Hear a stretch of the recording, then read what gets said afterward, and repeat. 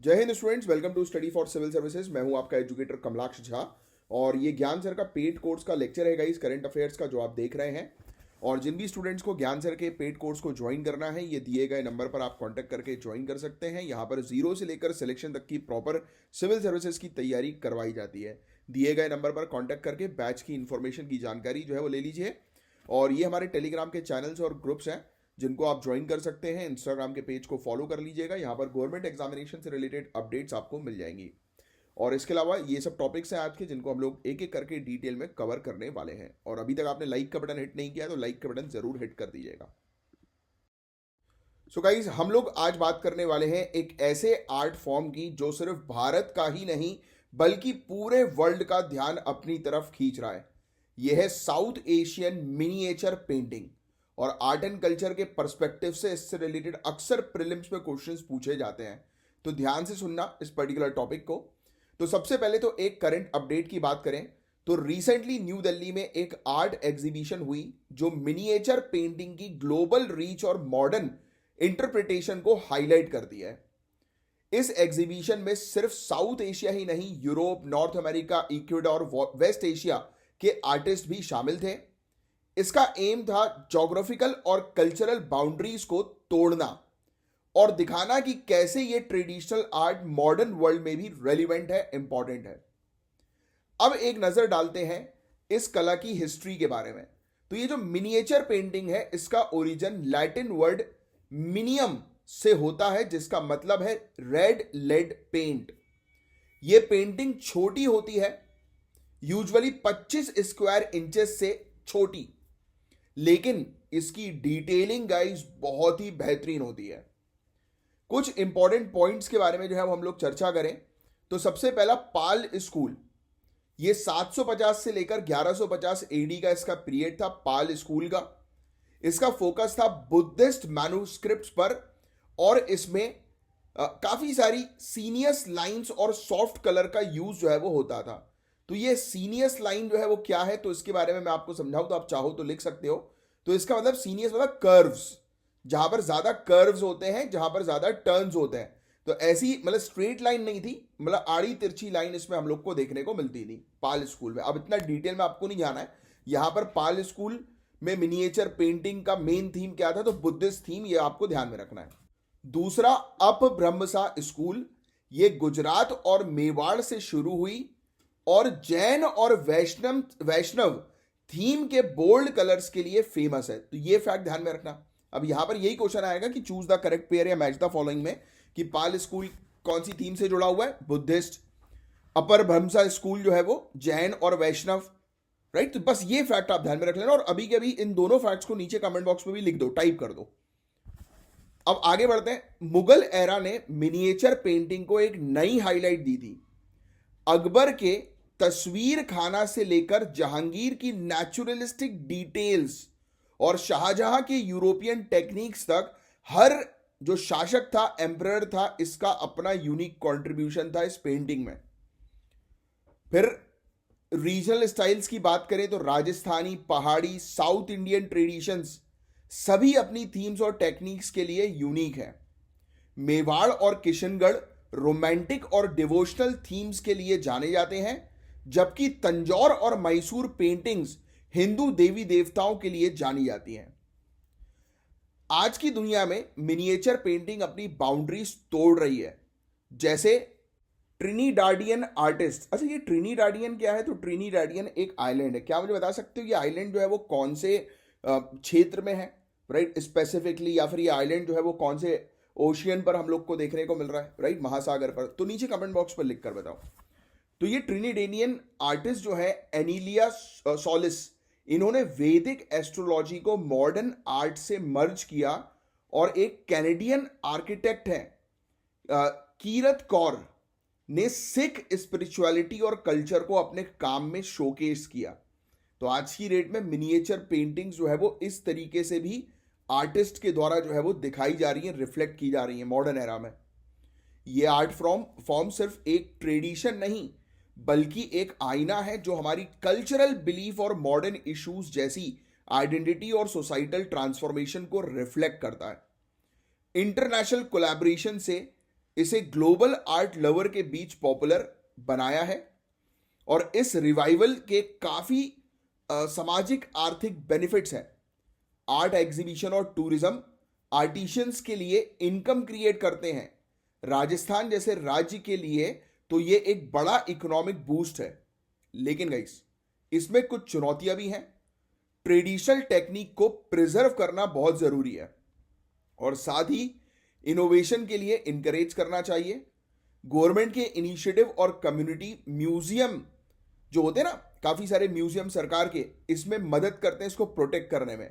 Plus अगर school curriculum में miniature painting को इंक्लूड करें तो यंगर जनरेशन तक ये लेगेसी पहुंच सकती है।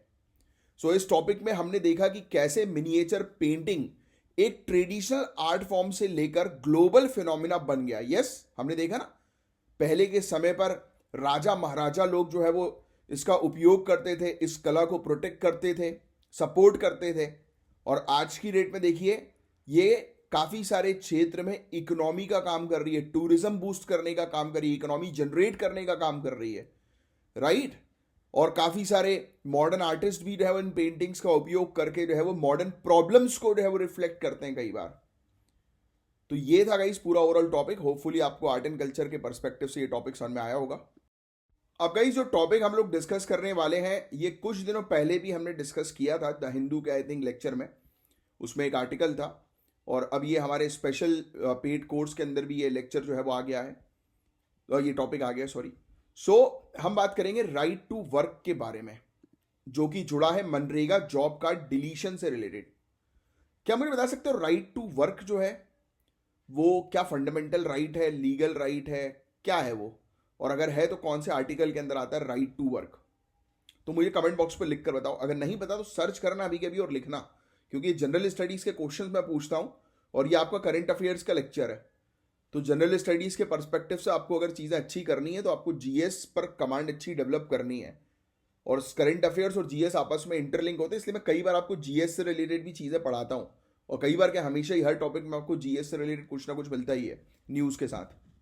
अब सुनो ध्यान से, तो ये टॉपिक बहुत ज़्यादा इंपॉर्टेंट है जीएस पेपर 2 इवन पेपर 3 के पर्सपेक्टिव से भी ये टॉपिक बहुत इंपॉर्टेंट है।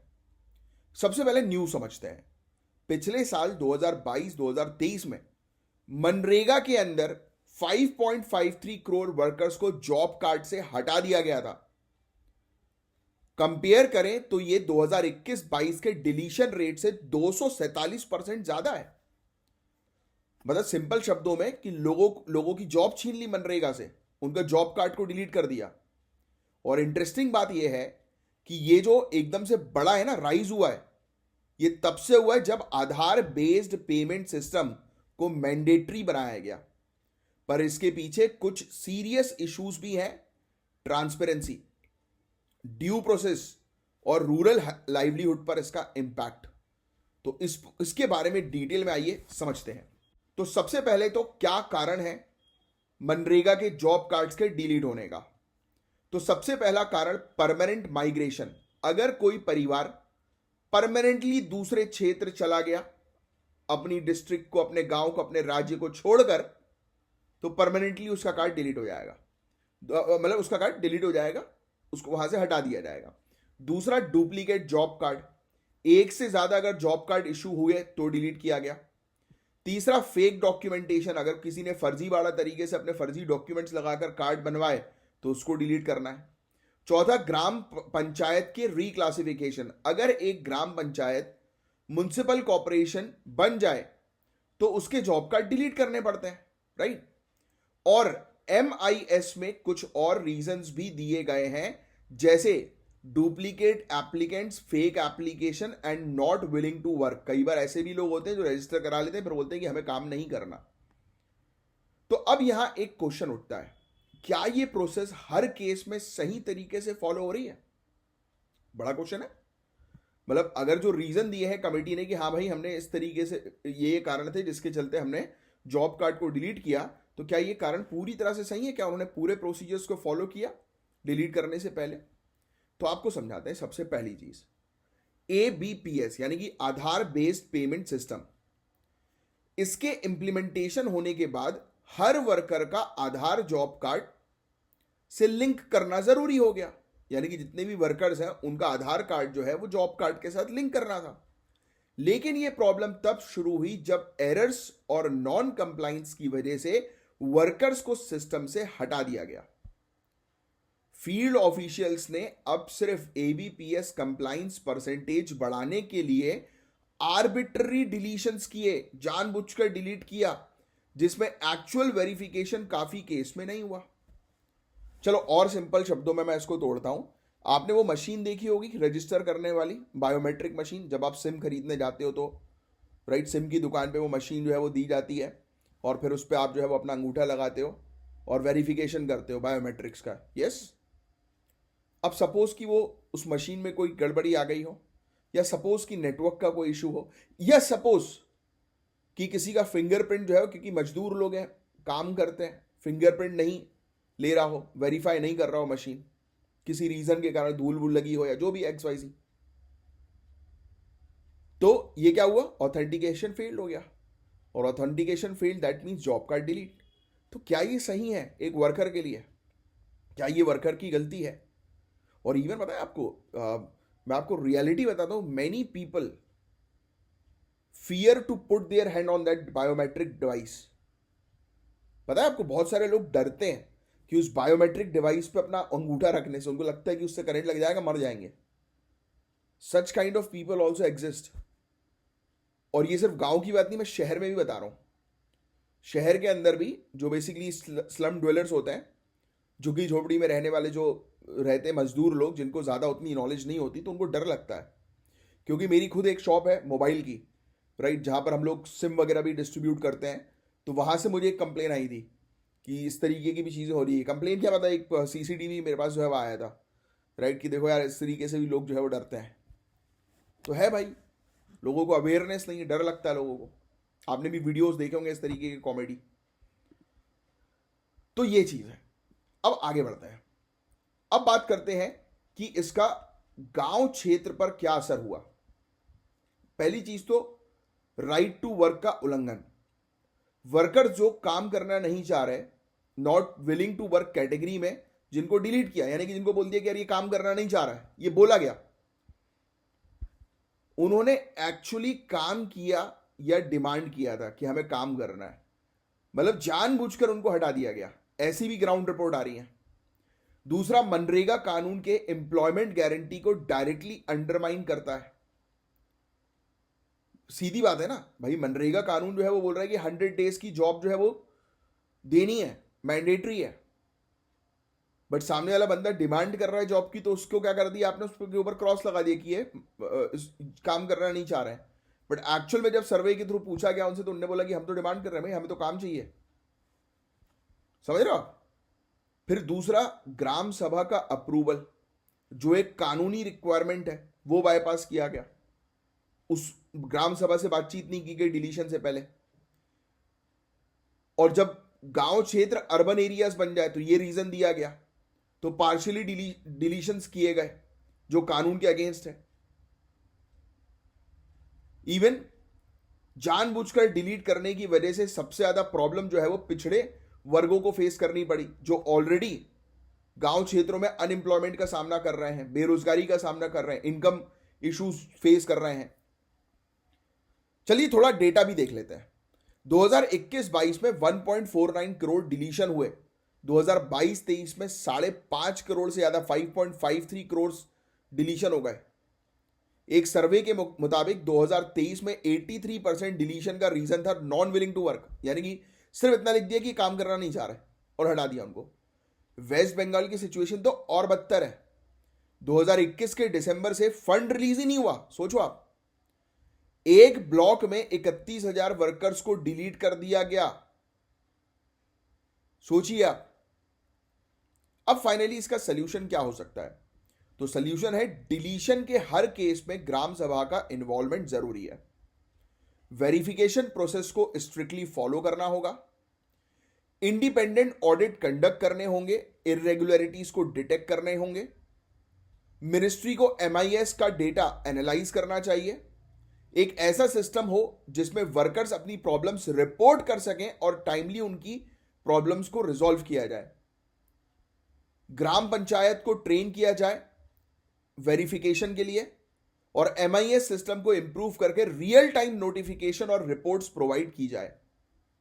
सो गाइज, मनरेगा एक बहुत इंपॉर्टेंट स्कीम है जो रूरल इंडिया के लाइवलीहुड को प्रोटेक्ट करती है, लेकिन अगर ट्रांसपेरेंसी और अकाउंटेबिलिटी मेंटेन नहीं की गई तो ये स्कीम अपना पर्पस लूज कर देगी। सो आपको क्या लगता है कि ये प्रॉब्लम सॉल्व करने के लिए और क्या स्टेप्स लिए जा सकते हैं, बता सकते हो आप? आज की डेट में जो जानबूझ के इनको हटाया जा रहा है, तो आप अपने आप को मानो कि आप जो है वो जॉइंट सेक्रेटरी हो की पोजीशन पर हो, तो बताओ आप जो है वो क्या रिकमेंडेशन जो है वो दोगे एज अ जॉइंट सेक्रेटरी कि भाई कि ग्रास रूट लेवल पर ये प्रॉब्लम आ रही है, विलेज एरिया पर ये प्रॉब्लम आ रही है, तो कोई 3 अब सोल्यूशंस बताओ। पॉज करो वीडियो को, सोचो, सोल्यूशन बताओ। This is the game of civil services. Civil services की गेम ये नहीं है कि सिर्फ मैं आपको पढ़ाता जाऊं, बस आप रटते जाओ, सुनते जाओ। सुनना, रटना भी है, सुनना भी है, क्योंकि फैक्चुअल इंफॉर्मेशन आपको याद रखनी पड़ेगी और कंसेप्ट्स आपको समझने पड़ेंगे, और तीसरा आपको अपना दिमाग चलाना पड़ेगा। और तीसरा पॉइंट जो है वो बहुत इंपॉर्टेंट है सिविल सर्विसेज एग्जाम को क्लियर करने के लिए। तो बताओ नीचे 3 पॉइंट्स। अब गाइस, कुछ समय पहले हमने द हिंदू न्यूज़ एनालिसिस के अंदर एक न्यूज़ को कवर किया था जिसमें हमने डिस्कस किया था कि स्कूल्स जो है वो शट डाउन हुए because of severe air quality, है ना, या सीवियर एयर पोल्यूशन।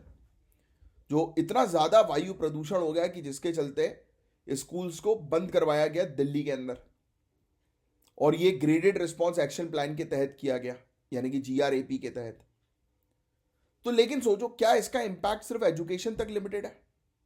तो आपको बता दें गाइस कि 2024 में एक भी दिन गुड एयर क्वालिटी रिकॉर्ड नहीं हुई है दिल्ली में, एक भी दिन। 2023 में सिर्फ एक दिन हुई थी गुड एयर क्वालिटी। ये डेटा बताता है कि ये सिर्फ एक सीजनल प्रॉब्लम नहीं है, ये तो क्रॉनिक इशू है, लॉन्ग टर्म इशू है। अब एयर क्वालिटी इंडेक्स की बात करें तो एयर क्वालिटी इंडेक्स क्या है? तो ये एक स्केल है जो एयर पॉल्यूशन के लेवल को मेजर करता है, as simple as that. Air quality index 0 to 50 range को गुड इसमें माना जाता है, लेकिन गाइस प्रॉब्लम यह है कि जब एयर क्वालिटी इंडेक्स 50 से ऊपर जाता है तब भी हेल्थ पर नुकसान शुरू हो जाता है। और ग्रेडेड रिस्पॉन्स एक्शन प्लान का फोकस सिर्फ एयर क्वालिटी इंडेक्स 400 प्लस के बाद एक्टिव होता है, जो एक तरह का क्रॉनिक एक्सपोजर को नॉर्मलाइज कर देता है। दिल्ली के लोग तो लगभग हमेशा ही हार्मफुल एयर में जी रहे हैं। सो गाइज, स्कूल बंद होने का इंपैक्ट क्या होता है सोचिए। पहली चीज तो एकेडमिक लॉस। ऑनलाइन एजुकेशन कभी भी इन पर्सन लर्निंग का सब्स्टिट्यूट नहीं हो सकती। ये मैं बात कर रहा हूं एकेडमिक्स की, एकेडमिक्स के पर्सपेक्टिव से। आप अपना करियर बना रहे हो तो इसलिए ऑब्वियसली आपके लिए ऑनलाइन एजुकेशन ज़्यादा बेटर है, क्योंकि यहाँ पर आपको जो है वो ऑप्शंस बहुत सारे मिल जाते हैं। एक तो रिकॉर्डिंग्स वगैरह के, कि भाई ऑब्वियसली बात है कि आप शायद किसी कारण अगर बिजी हैं, क्योंकि बहुत सारी चीज़ें होती हैं एडल्ट लाइफ में, राइट, क्योंकि आपको हो सकता है कि आप में से काफ़ी सारे लोग जॉब भी करते हैं, तो कोचिंग इंस्टीट्यूशंस का टाइम जो होता है वो मैच नहीं कर पाए तो फिर आपका लॉस होगा, राइट। तो बहुत सारी ऐसी चीज़ें होती हैं। तो आप लोग अपना करियर बना रहे हो तो इसलिए आपके पर्सपेक्टिव से online education is good. But अगर बात करें एकेडमिक्स की, जिस समय मन चंचल होता है, जैसे कि मैं अगर छोटा रहता और मेरे टाइम पीरियड में, जब मैं छोटा था और मेरे टाइम पीरियड में अगर ये ऑनलाइन एजुकेशन का चोचला आता ना, तो मैं तो वैसे ही ऑफलाइन एजुकेशन में नहीं पढ़ता था, तो ऑनलाइन में तो क्या ही पढ़ता मैं। ऐसे बहुत सारे बच्चे होते हैं कि जिनको प्रॉपर फोकस चाहिए, जिनको डंडा दिखा के बिठाना पड़ता है मेरी तरह है तो ये लोग नहीं पढ़ेंगे फिर, और नहीं पढ़ेंगे तो क्या होगा, करियर डार्क। सो ऑनलाइन एजुकेशन कभी भी इन पर्सन लर्निंग का सब्स्टिट्यूट हो ही नहीं सकता। इंटरेक्शन और एंगेजमेंट दोनों खत्म हो जाता है। इवन डेवलपमेंटल डिलेज, बच्चों के कॉग्निटिव और सोशल डेवलपमेंट स्लो हो जाता है। बच्चा मिलेगा ही नहीं कहीं से, तो बचपन से ही वो डिप्रेस रहेगा, आइसोलेटेड रहेगा। फिर लंबे समय तक स्क्रीन का एक्सपोजर तो अलग ही प्रॉब्लम क्रिएट करता है। इसके अलावा जो अंडर प्रिविलेज बच्चों के लिए मिड डे मील हमने शुरू करी थी, कि जिससे कि भाई वो स्कूल्स पहुंचे तो उनको एक खाना भी मिल जाए, डाइट भी मिल जाए, वो भी नहीं होगा, तो माल न्यूट्रिशन की प्रॉब्लम अलग। तो गाइज, ऑनलाइन एजुकेशन में एक और बड़ा गैप है, यह है डिजिटल डिवाइड का। सभी के पास आज भी स्मार्टफोन्स और इंटरनेट नहीं है। ये सोशियो इकोनॉमिक डिस्पैरिटी को और बड़ा कर देगा। तो ये है स्कूल बंद होने का इंपैक्ट जो आप मेंशन कर सकते हैं। अगर स्कूल बंद होते हैं तो देखो कितनी सारी प्रॉब्लम्स होती हैं। अब सवाल ये है कि इसका सल्यूशन क्या है। क्या स्कूल्स परमानेंटली बंद रखे हैं? तो नहीं गाइस, प्रैक्टिकल और साइंस बेस्ड ऑल्टरनेटिव्स अडॉप्ट करना जरूरी है। पहली चीज तो आउटडोर एक्टिविटीज जैसे स्पोर्ट्स और असेंबलीज ये सस्पेंड कर सकते हैं कुछ समय के लिए, लेकिन क्लासरूम में एयर प्यूरिफायर्स और वेंटिलेशन इंश्योर करना चाहिए। हर जगह मास्क मैंडेटरी कर देना जरूरी है। स्पेसिफिक केस में जैसे रेस्पिरेटरी इश्यूज के बच्चों के लिए N95 मास्क यूज करना एक अच्छा ऑप्शन है। स्कूल्स ओपन रखें और पेरेंट्स को ऑप्ट आउट का ऑप्शन दें जो बच्चों की हेल्थ को लेके कंसर्न है। मतलब कि यानी जिन पेरेंट्स को लग रहा है कि नहीं यार कि हम जा रहे हैं कि भाई बाहर एयर पोल्यूशन बहुत ज़्यादा है, हम घर पे रख सकते हैं बच्चे को अपने एक बेटर एनवायरनमेंट में, तो वो पेरेंट्स रखें, बच्चे का ख्याल रखें और उन बच्चों को ऑनलाइन एजुकेशन प्रोवाइड करा दें। नेक्स्ट, एयर प्यूरिफिकेशन सिस्टम और ग्रीन बैरियर्स जैसे सोल्यूशन पे इन्वेस्ट करना जरूरी है। Classroom indoor air quality index को मॉनिटर करना एक लॉन्ग टर्म मेजर हो सकता है। बहुत अच्छा उपाय हो सकता है कि क्लासरूम के अंदर सोचिए एयर प्यूरिफायर रखना शुरू कर दिया है तो कितना बढ़िया ये सोल्यूशन होगा, but it requires investment and that is the main challenge. So guys, हम शॉर्ट टर्म फिक्सेस से बाहर निकल के लॉन्ग टर्म सोल्यूशंस की अब बात करते हैं। पहली चीज तो बच्चों के रेगुलर हेल्थ चेकअप्स और पोल्यूशन रिलेटेड डिजीज के लिए वैक्सीनेशंस प्रमोट करने चाहिए। स्कूल बंद होने पर जीआरएपी मेजर से, जीआरएपी यानी कि ग्रेडेड रिस्पॉन्स एक्शन प्लान, इन मेजर से डीलिंग करना जरूरी है और इंस्टेड स्ट्रक्चरल इंटरवेंशंस पे फोकस करना होगा। यानी कि अचानक से स्कूल बंद कर दिया आपने तो ये तो लॉसेस है, तो आपको लॉन्ग टर्म प्लानिंग जो है वो करनी पड़ेगी कि स्कूल बंद हो तो उसका ऑल्टरनेटिव क्या है, जिससे कि बच्चे की कॉग्निटिव स्किल्स जो है वो खराब ना हो। नेक्स्ट, पब्लिक को एंगेज करना जरूरी है ताकि फैमिलीज और कम्युनिटीज पोल्यूशन प्रिवेंट करने में एक्टिव रोल प्ले करें। कुछ इंटरनेशनल एग्जांपल्स देखते हैं। बीजिंग चाइना की बात करें, स्कूल क्लोज नहीं करते ये लोग, सिर्फ आउटडोर एक्टिविटी सस्पेंड कर देते हैं।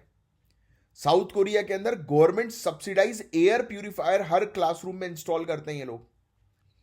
जर्मनी की बात करें तो वेजिटेटिव बैरियर्स का यूज पार्टिकुलेट मैटर एक्सपोजर को कम करने के लिए होता है, यानी कि आसपास प्लांटेशन कर देते हैं, वो पेड़ पौधे लगा देते हैं। क्या हम इनसे कुछ सीख सकते हैं? यस, बिल्कुल, हमें भी ये सब इनिशिएटिव्स करने चाहिए। तो एयर पोल्यूशन एक ऐसी समस्या है जो हर किसी को डायरेक्टली इंपैक्ट करती है, स्पेशली बच्चों को। हमें टेम्पररी सॉल्यूशंस के साथ साथ लॉन्ग टर्म पॉलिसी और अवेयरनेस पे फोकस करना होगा। तो ये था एक इंपॉर्टेंट टॉपिक जिसने एजुकेशन को जो है वो लिंक किया एयर पोल्यूशन के साथ। अब टूरिज्म से रिलेटेड एक टॉपिक आया गाइस। टूरिज्म यानी पर्यटन सिर्फ एक ट्रैवल या घूमने वाला एक्सपीरियंस जो है वो नहीं है, बल्कि ये एक कंट्री की इकोनॉमिक ग्रोथ का बड़ा ड्राइवर बन चुका है, जो आप जानते ही हैं। आज हम बात करेंगे इंडिया के टूरिज्म को ट्रांसफॉर्म करने के लिए नए इनिशिएटिव की और कैसे ये हमारे देश के फ्यूचर पर असर डालेगा। तो आइए बात करते हैं। सबसे पहले एक रीसेंट अपडेट की बात करते हैं। गवर्नमेंट ने 3,295 करोड़ 3,295 करोड़ एलोकेट किए हैं 40 टूरिज्म प्रोजेक्ट्स के लिए, जो 23 राज्यों में इंप्लीमेंट होंगे। ये प्रोजेक्ट SASCI स्कीम के अंडर है, जो कि है special assistance to states for capital investment, SASCI। ये स्कीम का पार्ट है। इस बार फंड्स को एक्सक्लूसिवली टूरिज्म के लिए रखा गया है। पहली बार 2020-21 के बाद से ऐसा हुआ। अब ये कैसे काम करेगी तो आइए समझते हैं। तो पहली चीज तो SASCI स्कीम का मेन फोकस है जो इंपॉर्टेंट टूरिस्ट सेंटर है उनको डेवलप करना। पहला गोल 50 साल इंटरेस्ट फ्री लोन प्रोवाइड कराना राज्यों को, जो इंफ्रास्ट्रक्चर और ब्रांडिंग पर काम करें। दूसरा, ग्लोबल मार्केटिंग और लोकल इकोनॉमी को बूस्ट करना। और तीसरा, सस्टेनेबल टूरिज्म प्रमोट करना और नई इंप्लॉयमेंट अपॉर्चुनिटी क्रिएट करना। तो पहला ऑब्जेक्टिव तो ये हो गया कि 50 साल के इंटरेस्ट फ्री लोन देकर राज्यों को यह इंश्योर करवाना कि वो डेवलपमेंट करें टूरिज्म के एरिया में। फिर इसके अलावा कुछ लेसर नोन डेस्टिनेशन को प्रमोट किया जाएगा। कुछ ऐसी जगह होती है जिसके बारे में ज्यादा लोगों को पता नहीं होता बट वो बहुत बेहतरीन होती है, उसको प्रमोट किया जाएगा। जैसे बटेश्वर उत्तर प्रदेश के अंदर, पोंडा गोवा के अंदर, गांडीकोटा आंध्र प्रदेश के अंदर, पोरबंदर गुजरात के अंदर, इनको प्रमोट किया जाएगा। इनोवेशन को इंश्योर करने के लिए चैलेंज मोड प्रोसेस अडॉप्ट किया जाएगा ताकि हाई क्वालिटी सॉल्यूशंस आए, कि चैलेंज दिया जाए लोगों को कि देखो इस तरीके का इनोवेशन लेकर आओ तो और मजा आएगा, हाई क्वालिटी सॉल्यूशंस देखने को मिलेंगे। तो इसके एक्सपेक्टेड रिजल्ट्स क्या होंगे? तो पहली चीज तो ग्लोबल लेवल पर, वैश्विक स्तर पर कॉम्पिटिटिवनेस बढ़ेगी इंडियन टूरिज्म सेक्टर की, कनेक्टिविटी और साइट कैपेसिटी एनहांस होगी, ज्यादा लोग आएंगे और सेल्फ सस्टेनिंग टूरिज्म इकोसिस्टम बनेगा, आत्मनिर्भर टूरिज्म इकोसिस्टम। अब बात करते हैं स्कीम के कुछ स्पेशल फीचर की। हर प्रोजेक्ट की फंडिंग पर 100 करोड़ रुपए का कैप रखा गया है। राज्यों को इनकम्ब्रेंस फ्री लैंड फ्री में प्रोवाइड करानी होगी। क्या होता है ये इनकम्ब्रेंस? देखो एक टर्म आपको मिल गया। तो इनकम्ब्रेंस का मतलब बिना किसी ऑब्जेक्शन के। कई बार होता है ना, किसी जमीन पर सरकार रेस्ट्रिक्शंस लगा देती है, ऑब्जेक्शन लगा देती है, तो राज्य जो है, राज्य सरकार जो है, स्टेट गवर्नमेंट जो है, उनको ऐसी लैंड जो है वो फ्री में प्रोवाइड करानी पड़ेगी जहां पर डेवलपमेंट हो। प्रोजेक्ट को 2 साल के अंदर कंप्लीट करना होगा। फंड्स मार्च 2026 तक अवेलेबल रहेंगे। Central government 100% project cost bear करेगी, लेकिन राज्यों को जो है वो इंफ्रास्ट्रक्चर में कंट्रीब्यूट करना पड़ेगा। पेरीफेरल इंफ्रास्ट्रक्चर यानी कि उसके आसपास जहां पर ये प्रोजेक्ट होगा, जहां पर जो अट्रैक्टिव टूरिस्ट स्पॉट है, तो वहां पर सेंट्रल गवर्नमेंट तो पूरा खर्चा कर देगी, बट उसके आसपास के एरिया जैसे कनेक्टिविटी वगैरह के लिए और दूसरी चीजों के लिए, उसके लिए जो है वो राज्य को कंट्रीब्यूट करना पड़ेगा। लॉन्ग टर्म सस्टेनेबिलिटी इंश्योर करने के लिए public private partnership model adopt किए जा सकते हैं। तो ये कुछ फीचर्स हैं SASCI के, और इंप्लीमेंटेशन जो है स्टेट के हाथ में होगा, यानी कि राज्य सरकार ही पूरी तरह से प्रोजेक्ट को इंप्लीमेंट करेगी और मिनिस्ट्री ऑफ टूरिज्म जो है वो इसकी निगरानी रखेगी इस पर। फंड्स इंस्टॉलमेंट में रिलीज होंगे, जिसमें 66% एलोकेशन पहली इंस्टॉलमेंट में दिया जाएगा। राज्य प्राइवेट प्लेयर्स को अट्रैक्ट करने के लिए इंसेंटिव्स भी दे सकते हैं ताकि वर्ल्ड क्लास इंफ्रास्ट्रक्चर बन सके। इसके अलावा कुछ दूसरे टूरिज्म से रिलेटेड इनिशिएटिव्स के बारे में बात करें तो आपको पता है कि स्वदेश दर्शन स्कीम है, प्रसाद स्कीम है, ई वीजा फैसिलिटी है, उड़ान स्कीम है, देखो अपना देश कैंपेन है, Incredible India tourist facilitator program है। तो ऐसी स्कीम्स के जरिए टूरिज्म को हम लोग और बूस्ट कर रहे हैं। बट गाइस काफी सारे चैलेंजेस भी है, चुनौतियां भी हैं, जैसे ओवर क्राउडिंग की चुनौती, बट उसका सोल्यूशन भी है कि जो टूरिस्ट हॉटस्पॉट जो है उनको डाइवर्सिफाई करना होगा और लेसर नोन डेस्टिनेशन को डेवलप करना होगा। यानी कि कोई व्यक्ति अगर किसी क्षेत्र में जा रहा है और वहीं पर अगर उसको पता लग जाए कि यार ये जगह भी एक अच्छी है, जानी मानी, तो क्या होगा, क्राउड जो है वो मेन स्पॉट से जो है वो शिफ्ट होगा, डाइवर्सिफाई होगा, राइट। तो उससे क्या होगा कि उससे जो है वो ओवर क्राउडिंग मैनेज हो जाएगी। दूसरा, सस्टेनेबिलिटी इंश्योर करना एक चैलेंज है, तो उसके लिए एनवायरमेंटली सस्टेनेबल और कम्युनिटी ड्रिवन मॉडल्स अडॉप्ट करना पड़ेगा, जो कम्युनिटी जैसा चाहती है उस अकॉर्डिंग। फिर स्किल डेवलपमेंट की बात करें तो लोकल युवाओं को ट्रेनिंग प्रोवाइड करानी होगी ताकि हॉस्पिटैलिटी इंडस्ट्री में एम्प्लॉयमेंट बढ़े। और मॉनिटरिंग, तो बहुत बेहतरीन मैकेनिज्म लेकर आने पड़ेंगे, डिजिटलाइजेशन का उपयोग करना पड़ेगा, नई नई टेक्नोलॉजी का उपयोग करना पड़ेगा प्रोजेक्ट्स को ट्रैक करने के लिए। तो गाइस, टूरिज्म का पोटेंशियल को पूरा यूटिलाइज करने के लिए जरूरत है एक इंटीग्रेटेड अप्रोच की, जो इंफ्रास्ट्रक्चर, मार्केटिंग और लोकल कम्युनिटीज के साथ मिलकर की जा सकती है।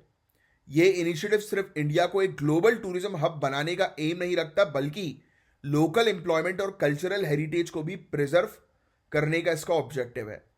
तो होपफुली ये टॉपिक आपको अच्छे से जो है वो समझ में आया होगा। तो गाइज, हम लोग लगातार डिस्कस करते जा रहे हैं कि आज की डेट में साइबर क्राइम की प्रॉब्लम काफ़ी तेज़ी से बढ़ती जा रही है। जानते ही आप कि साइबर क्राइम और डिजिटल स्कैम कितना ज़्यादा बढ़ गया। सिर्फ 2024 में ही 92,000 से ज़्यादा लोग साइबर थ्रेट का शिकार बन चुके हैं, पता है आपको। और आप भी कभी इस स्कैम का टारगेट हो सकते हैं और हुए भी होंगे। तो मैंने तो आपको मेरे ख्याल से लास्ट टू लास्ट लेक्चर में वो रिकॉर्डिंग भी सुनाई थी, राइट? एनीवेज, आगे की चर्चा करते हैं। तो एक शॉकिंग रिपोर्ट के मुताबिक बताया गया है कि डिजिटल अरेस्ट स्कैम्स 2024 का एक नया साइबर थ्रेट बन गया है। ये नोट डाउन कर लेना, डिजिटल अरेस्ट स्कैम। 92,000 से ज्यादा लोगों को टारगेट किया गया। साइबर क्रिमिनल्स लोगों का डर और भरोसा एक्सप्लॉइट करते हैं।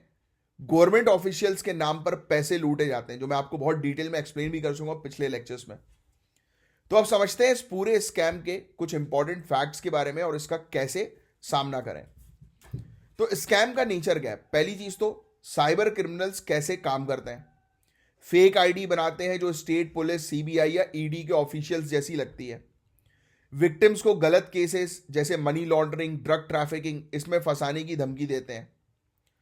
फिर इसके अलावा कौन से टैक्टिक्स यूज होते हैं? तो फेक अरेस्ट वारंट्स या लीगल नोटिस भेजते हैं। एडवांस टेक्निक्स जैसे कि आर्टिफिशियल इंटेलिजेंस जनरेटेड वॉइस या सिमुलेटेड वीडियो कॉल्स का यूज जो है वो करते हैं, राइट? और अरेस्ट या सोशल स्टिग्मा का डर दिखाते हैं, बोलते हैं कि अभी आ रहा हूं अरेस्ट करने, रुक बेटा, अभी पूरी टीम लेके आ रहा हूं। और विक्टिम को आइसोलेट करके उन्हें एडवाइस लेने से रोकते हैं, यानी कि उनको बोलते हैं, मतलब इस तरीके का माहौल क्रिएट कर देते हैं कि वो किसी और को कॉल ही ना कर पाए। इसलिए अगर आपको कभी ऐसे कॉल आए तो शांत रहिए और वेरीफाई करना मत भूलिए। वेरीफाई का करना, देखो यार, जब आपने कुछ गलत किया होगा तो पुलिस डायरेक्ट आके धर पकड़ेगी। आप तो खुद आईपीएस ऑफिसर बनने वाले ऑफिस है काफ़ी सारे लोग, तो आपको पूरे चीज़ें पता है। तो मुझे आप लोग को ज़्यादा समझाने की ज़रूरत नहीं है। आपका ऑलरेडी आप मैच्योर्ड लोग हो और आपको पता है कि आपको आगे चल के ऑफिसर बनना है, और ऑफिसर किस तरीके से रहते हैं ये आप बहुत अच्छी तरीके से जानते हो। कि कभी ऑफिसर फोन करके क्रिमिनल को ये नहीं बोलेगा कि रुक जा, मैं आ रहा हूँ तेरे को पकड़ने।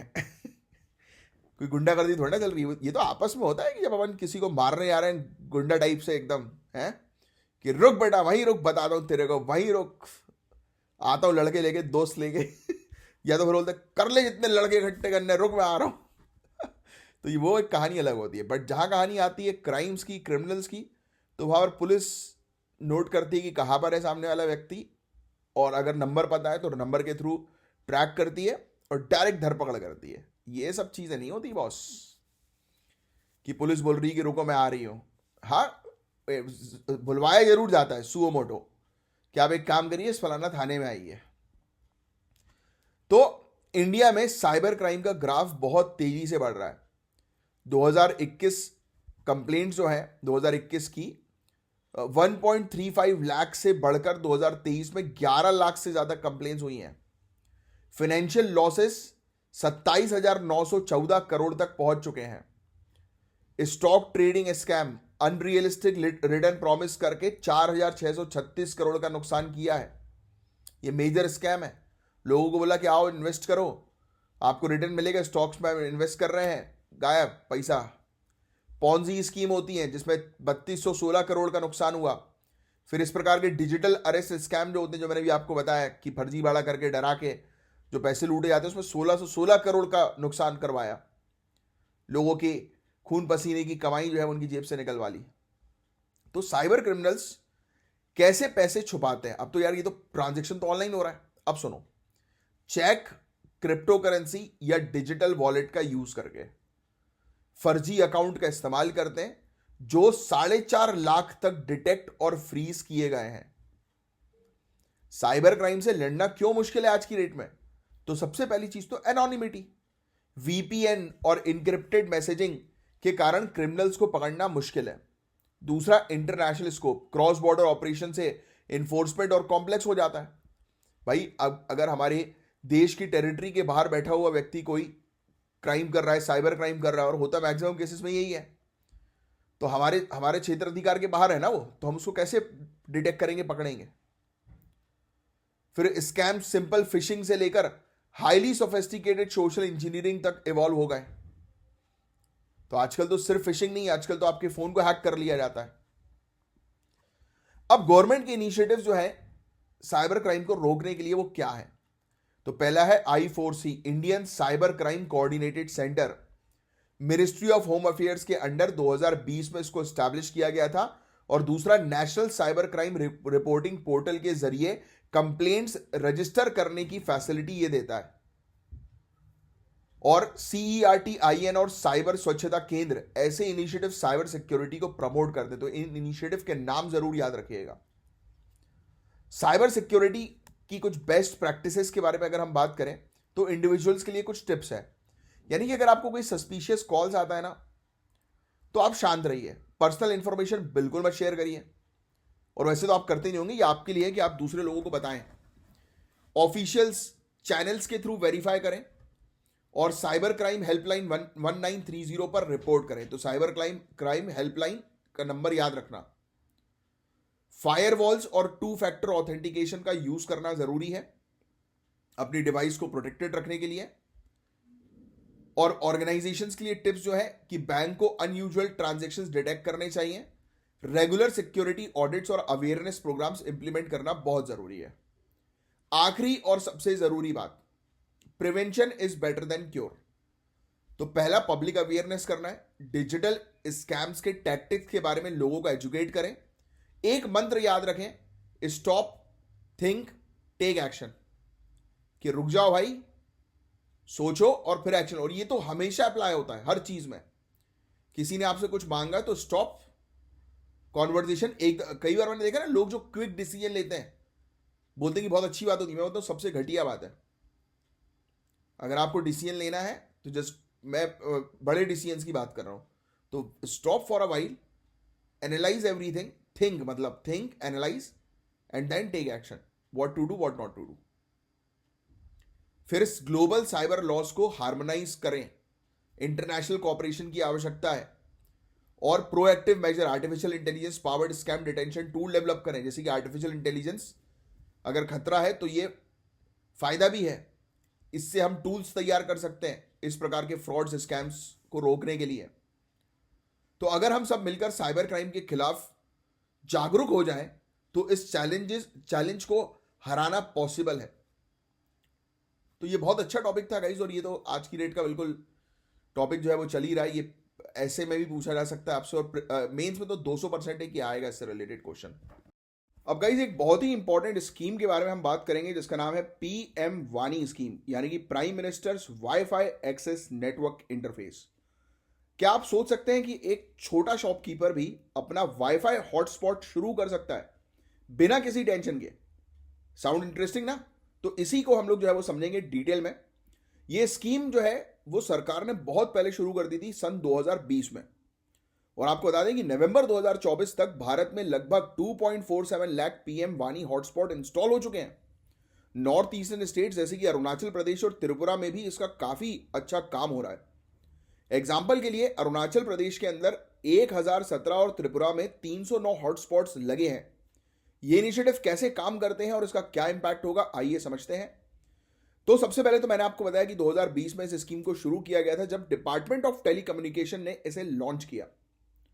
इसका सिंपल सा ऑब्जेक्टिव था इंटरनेट को हर किसी के लिए एक्सेसिबल बनाना, स्पेशली गांव क्षेत्रों में और दूर दराज के क्षेत्रों में। शॉपकीपर्स और लोकल बिजनेसेस को सशक्त करना ताकि वो बिना लाइसेंस के अपने वाईफाई हॉटस्पॉट्स शुरू कर सकें। ये इनिशिएटिव लिंक होता है नेशनल डिजिटल कम्युनिकेशंस पॉलिसी 2018 के साथ, जो इंडिया को एक डिजिटली एम्पावर्ड इकोनॉमी में बदलने का विजन रखता है। अब समझते हैं इसका इकोसिस्टम काम कैसे करता है। तो इसमें टोटल 4 पिलर्स हैं। Pillar number 1 public data office, pillar number 2 public data office aggregators, pillar number 3 app provider और पिलर नंबर 4 सेंट्रल रजिस्ट्री। तो पहले पब्लिक डेटा ऑफिस की बात करें। यही लोग हॉटस्पॉट्स लगाते हैं और इंटरनेट का कनेक्शन प्रोवाइड कराते हैं। यानी कि ये एक ऐसा एरिया होता है, ये अब देखो पब्लिक डेटा ऑफिस मतलब ऐसा ऑफिस जहां से लोग इंटरनेट शुरू कर रहे हैं, इंटरनेट सर्विसेज। फिर होता है पब्लिक डेटा ऑफिस एग्रीगेटर। ये पब्लिक डेटा ऑफिसेस को सर्विसेज देते हैं जैसे ऑथराइजेशन और अकाउंटिंग। बेसिकली ये एक ब्रिज का काम करते हैं कि लोगों तक पब्लिक डेटा ऑफिस तक इंटरनेट पहुंचाना और उसके थ्रू लोगों तक इंटरनेट पहुंचे। तीसरा होता है ऐप प्रोवाइडर। आपके फोन में एक एप्लीकेशन होगा जो आपको नियर बाय PM वानी हॉटस्पॉट लोकेट करने और कनेक्ट करने में हेल्प करेगा। चौथा सेंट्रल रजिस्ट्री। ये एक सेंट्रल डेटाबेस है कि जितने भी पीडीओज हैं, पीडीओएज हैं और ऐप प्रोवाइडर्स हैं, इनका ये रिकॉर्ड रखता है और इसे मैनेज करता है सी डॉट यानी कि centre for development of telematics. इस स्ट्रक्चर की वजह से प्रोसेस सिंपल हो गया और लोग जल्दी से इसको अडॉप्ट कर रहे हैं। चलिए अब बात करते हैं कि अब तक क्या प्रोग्रेस हुई है और क्या चुनौतियां हैं। तो प्रोग्रेस ये है कि अब अफोर्डेबल इंटरनेट एक्सेस पॉसिबल हो गया। छोटे से बिजनेसेस के लिए ease of doing business promote हो रहा है। ऐसे एरियाज जहां पर इंटरनेट की कनेक्टिविटी नहीं है, जैसे नॉर्थ ईस्टर्न स्टेट्स, तो वहां पर इंटरनेट की कनेक्टिविटी इसके थ्रू लाई जा रही है। चैलेंजेस यही है कि टारगेट था कि 2022 तक 10 मिलियन हॉटस्पॉट डिप्लॉय होंगे, बट अब तक सिर्फ 0.5 मिलियन ही हो पाए। अब हमें भारत 6G विजन के टारगेट को अचीव करना है, जो 2030 तक 50 मिलियन हॉटस्पॉट का है। पीएम वाणी के फायदे समझना बहुत ज्यादा जरूरी है। पहली चीज तो गांव क्षेत्रों को इंटरनेट से कनेक्ट करने में इसका इंपॉर्टेंस। दूसरा, इससे लोकल बिजनेसेस को नए रेवेन्यू सोर्सेज मिलते हैं अपने हॉटस्पॉट को शेयर करके। तीसरा, यूनिवर्सल ब्रॉडबैंड एक्सेस और डिजिटल कम्युनिकेशंस जीडीपी बढ़ाने में काफी हेल्प करता है। अब बात करते हैं आगे के रास्ते की कि आगे क्या होगा। तो गांव क्षेत्रों तक जल्दी से इसके डिप्लॉयमेंट को बढ़ाना है। दूसरा, इंफ्रास्ट्रक्चर पे इन्वेस्टमेंट बढ़ाना है, वाईफाई के कवरेज को एक्सपेंड करना है। फिर गोल्स रियलिस्टिक रखने जरूरी हैं और अवेयरनेस बढ़ानी जरूरी है, जिससे कि लोगों को इसके बारे में पता लगे और एडवांस टेक्नोलॉजी का यूज करके कनेक्टिविटी कॉस्ट कम करना और सर्विस क्वालिटी इंप्रूव करना जरूरी है। तो पीएम वाणी एक रेवोल्यूशनरी स्टेप है जो भारत के हर कोने तक डिजिटल सर्विसेज ले जाने के लिए डिजाइंड है। और अगर हम इस इनिशिएटिव के बारे में अवेयर रहेंगे और अपने आसपास के लोगों को इससे जोड़ने के लिए मोटिवेट करेंगे, तो ये एक बड़ा डिजिटल रेवोल्यूशन बन सकता है। तो ये था गाइस पूरा ओवरऑल टॉपिक। क्या मुझे कमेंट बॉक्स पर पीएम वाणी का फुल फॉर्म लिखकर बता सकते हो कि क्या है? अब बात करेंगे एक रेवोल्यूशनरी इनिशिएटिव के बारे में, एकलव्य प्लेटफॉर्म। तो गाइस ये टॉपिक बहुत ज्यादा इंपॉर्टेंट है। तो ये एकलव्य क्या है, ये प्लेटफॉर्म कैसे काम करता है, आइए इसको समझते हैं। तो ये एक ऑनलाइन लर्निंग प्लेटफॉर्म है जो स्पेशली इंडियन आर्मी के लिए डेवलप किया गया है। इसके डेवलपर हैं Bhaskar Acharya national institute of space application and geoinformatics, यानी BISAGN। BISAGN एक जाना माना ऑर्गेनाइजेशन है जो स्पेस टेक्नोलॉजी और जियो इन्फॉर्मेटिक्स में काम करता है। उन्होंने ये इंश्योर किया है कि इंडियन आर्मी के ऑफिसर्स और जवान्स को बेस्ट लर्निंग रिसोर्सेज मिल सके। एकलव्य प्लेटफॉर्म पर अभी तक 96 कोर्सेज अवेलेबल हैं जो 3 कैटेगरीज में डिवाइडेड हैं। प्रोफेशनल डेवलपमेंट कोर्सेज, यहां आपको मिलती है स्किल इंप्रूव करने के कोर्सेज जैसे लीडरशिप स्किल, स्ट्रैटेजिक थिंकिंग और उभरती हुई टेक्नोलॉजी जैसे कि AI और रोबोटिक्स की जानकारी। फिर एक अदर कैटेगरीज होता है, आपको और भी बहुत कुछ सीखने को मिलेगा जो आर्मी की ऑपरेशनल एफिशिएंसी इंप्रूव करे। अब आते हैं इस इनिशिएटिव के विजन पर। एकलव्य प्लेटफॉर्म अलाइन करता है डिकेड ऑफ ट्रांसफॉर्मेशन 2023 से 2032 के साथ। 2024 की थीम है ईयर ऑफ टेक्नोलॉजी एब्जॉर्प्शन। इसका मतलब है हर फील्ड में टेक्नोलॉजी को इंटीग्रेट करना और इंडियन आर्मी को फ्यूचर रेडी बनाना। यह सिर्फ एक प्लेटफॉर्म नहीं बल्कि एक मिशन है to create a tech savvy army जो लीडरशिप और स्ट्रेटेजी में वर्ल्ड क्लास बन सके। तो हमारी आर्मी को वर्ल्ड क्लास बनाने के लिए ये इनिशिएटिव जो है वो हम लोग को देखने को मिल रहा है। तो ये काफी इंपॉर्टेंट टॉपिक था गाइस, और इससे रिलेटेड देखो आपके लिए क्वेश्चन भी है, ट्राई करिए इस क्वेश्चन का आंसर देने की। Grievance redressal assessment and index GRAI 2023 के बारे में बात करेंगे। सो गाइस ये टॉपिक बहुत इंपॉर्टेंट है। देखो ग्रेवियंस रिड्रेसल का मतलब ये होता है कि शिकायत का निवारण करना। तो ये बेसिकली एक इवोल्यूशन फ्रेमवर्क है जो इंडिया की ग्रेवियंस रिड्रेसल सिस्टम को एक्सेस करता है, यानी कि आकलन करता है। देखो नाम से हमारा ग्रेवियंस रिड्रेसल असेसमेंट कि आकलन करता है कि कहां कहां पर हमारी जो शिकायत करने वाली जो सिस्टम्स है वो किस तरीके से काम कर रहे हैं और कितने अच्छे से काम कर रहे हैं। तो ये इंडेक्स बनाया गया है department of administrative reforms and public grievances के द्वारा, DARPG के द्वारा, जो बहुत इंपॉर्टेंट है, सिविल सर्विसेज में अक्सर पूछा जाता है। ये department ministry of personnel public grievance and pension के अंडर आता है। अब क्वेश्चन ये उठता है कि इस इंडेक्स का पर्पस क्या है। तो गाइस इसका मेन एम है कि गवर्नमेंट डिपार्टमेंट्स और एजेंसीज की शिकायत रिड्रेसल मैकेनिज्म यानी कि शिकायत निवारण करने की जो तंत्र है उनका परफॉर्मेंस कैसा है उसको मेजर करना। तो सिंपल शब्दों में पब्लिक की कंप्लेंट्स, जो भी सिटीजन को प्रॉब्लम फेस होती है वो गवर्नमेंट सर्विसेज या पॉलिसी के इंप्लीमेंटेशन में, उसको सॉल्व करना गवर्नमेंट का काम है। तो ये जो इंडेक्स है ये उसी चीज का आकलन करता है कि ये किस तरीके से परफॉर्म कर रहे हैं, राइट? बस एज सिंपल एज दैट। अब GRAI इवेल्युएट कैसे करता है ग्रेवियंस रिड्रेसल सिस्टम को? तो इसके अंदर हम लोग को 4 इंपॉर्टेंट डायमेंशन देखने को मिलते हैं। यहां पर चेक किया जाता है कि शिकायत कितनी जल्दी और कितनी इफेक्टिवली सॉल्व हो रही है, यानी कि टाइम बाउंड रिस्पॉन्स यहां पर इंपॉर्टेंट है। दूसरा, पब्लिक के फीडबैक की एनालिसिस होती है, मतलब सिटीजन्स जो पूरी शिकायत की प्रोसेस में सेटिस्फाइड है या नहीं। तीसरा, किस टाइप की शिकायत आ रही है और कौन से डोमेन में, जैसे हेल्थ, एजुकेशन, ट्रांसपोर्ट, कहां पे ज्यादा इश्यूज हैं, तो इसका भी आकलन होता है। और यहां देखा जाता है कि क्या ऑर्गेनाइजेशन ग्रेवियंस एड्रेसल के लिए सीरियसली कमिटेड है या नहीं, यानी कि शिकायत का निवारण के लिए वो सीरियस है कि नहीं डिपार्टमेंट। तो ये चीज देखी जाती है। अब बात करते हैं इस इंडेक्स के लिए डेटा कहां से आता है। तो ये डेटा आता है CPGRAMS से, जो कि एक 24/7 ऑनलाइन प्लेटफॉर्म है ग्रेवियंस को रजिस्टर करने के लिए। इसका फुल फॉर्म है centralised public grievance redressal and monitoring system. इस प्लेटफॉर्म का एम है एक ट्रांसपेरेंट और एफिशिएंट सिस्टम प्रोवाइड कराना जहां सिटीजन्स अपनी कंप्लेंट्स फाइल कर सकें और उनको ट्रैक कर सकें। GRAI के थ्रू CPGRAMS के डेटा का एनालिसिस होता है और यह देखा जाता है कि शिकायत को कितने दिनों में रिजॉल्व किया, कितने एफिशिएंटली सॉल्व किया और सिटीजन सेटिस्फाइड है कि नहीं। अब एक इंपॉर्टेंट क्वेश्चन है कि ये GRAI इतना इंपॉर्टेंट क्यों है। तो देखो गाइस, सबसे पहले तो गवर्नेंस और एडमिनिस्ट्रेशन की एफिशिएंसी का आकलन करना हर सिटीजन सेंट्रिक गवर्नमेंट के लिए बहुत इंपॉर्टेंट है। GRAI इंश्योर करता है कि पब्लिक की शिकायतें सॉल्व करना सिर्फ एक फॉर्मेलिटी ना हो बल्कि एक प्रायोरिटी बने। तो सिविल सर्विसेज में और मेंस में लिखने के लिए भी, प्रीलिम्स मेंस दोनों के लिए टॉपिक आपके लिए बहुत ज्यादा इंपॉर्टेंट है। अब ट्राई करिए इसका आंसर जो है वो देने की। अब देखो, कुछ दिनों पहले हमने एक टॉपिक को जो है वो डिस्कस किया था कि आज की डेट में जो बड़ी बड़ी कंपनीज जो होती हैं वो आर्टिफिशियल इंटेलिजेंस इकोसिस्टम को के ऊपर उनका डोमिनेंस है। जैसे गूगल का हमने केस देखा था, USA वर्सेस गूगल के केस, याद आ रहा है आपको? था हिंदू में, आई थिंक हमने जो है इस टॉपिक को जो है वो कवर किया था।